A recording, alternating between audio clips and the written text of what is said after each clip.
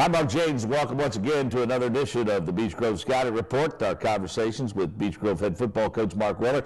Happy to report that Beech Grove came out victorious in the Battle of the Hornets.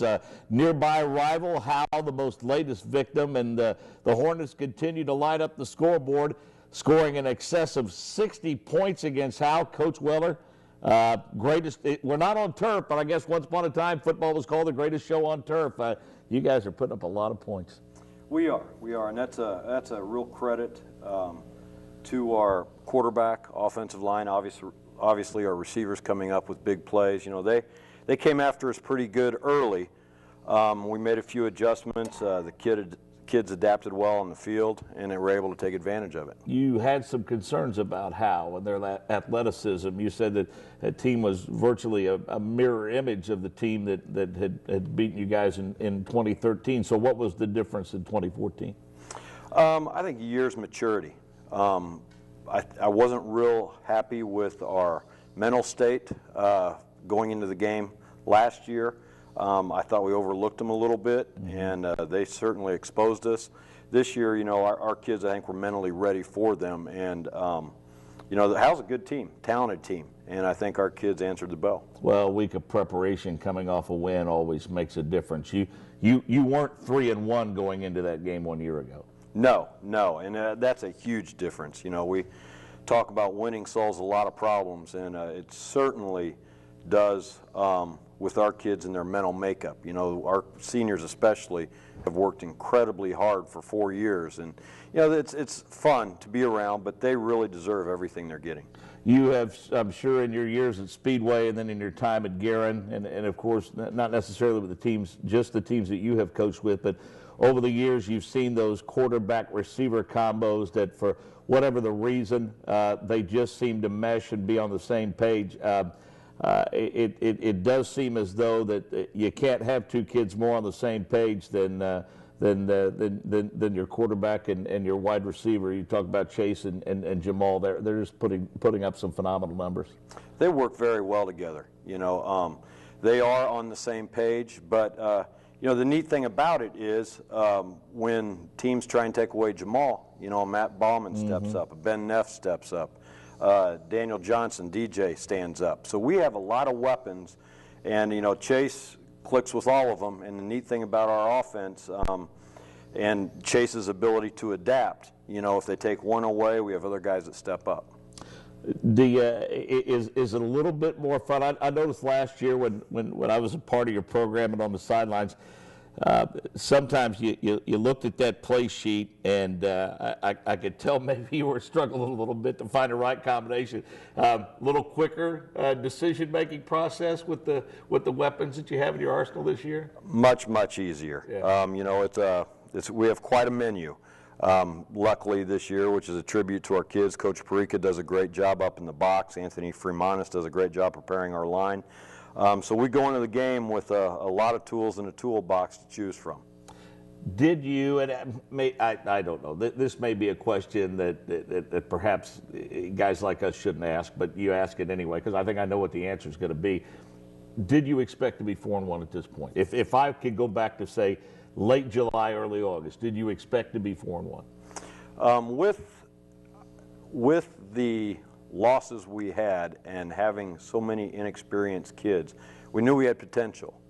But honestly, you just don't know how the kids would react. And you know, in the seniors, you know, who had not been seniors before, the senior leadership, as you know, is so important with that.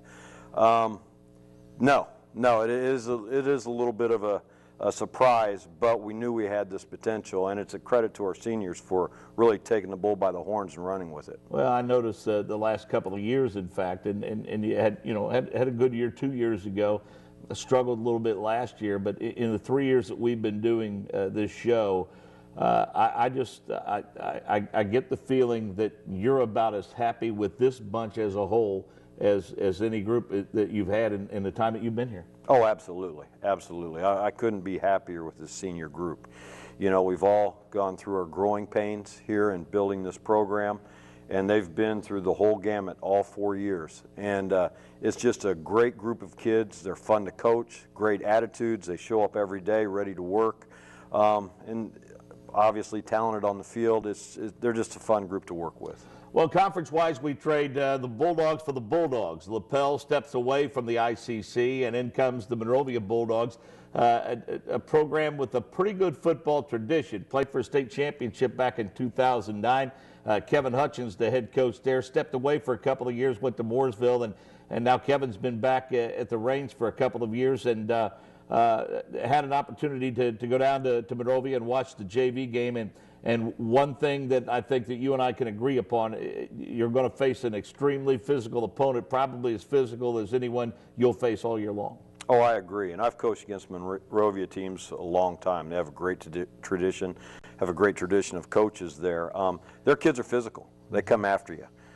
This team is very well coached, very hard-nosed. Their offense presents a number of problems, as you can see by their scoreboards also. You know, right. They put up 74 in one game.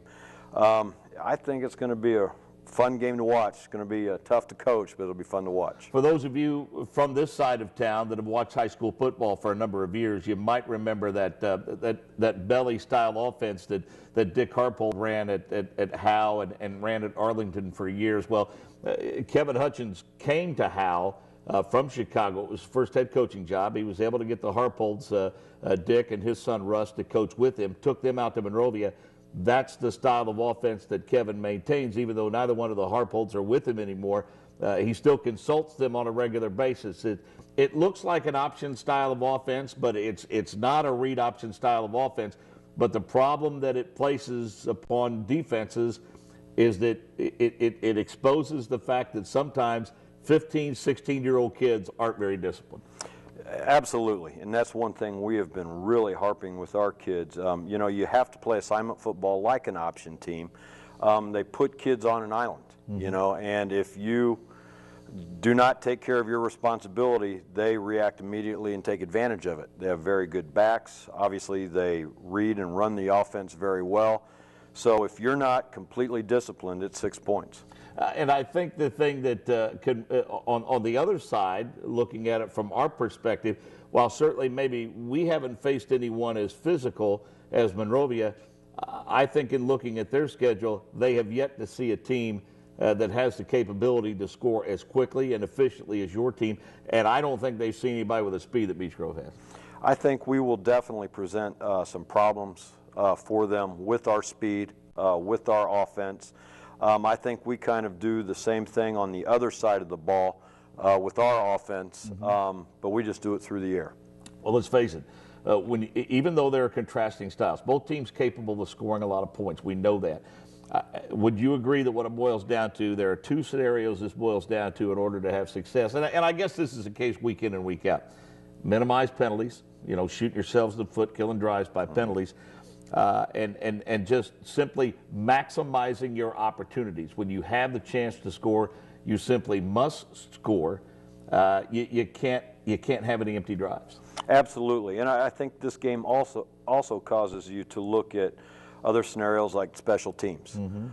We've put a lot of emphasis on, always have, on special teams. If we could get a big play from our offensive or defensive special team, you know, I think that only helps our cause.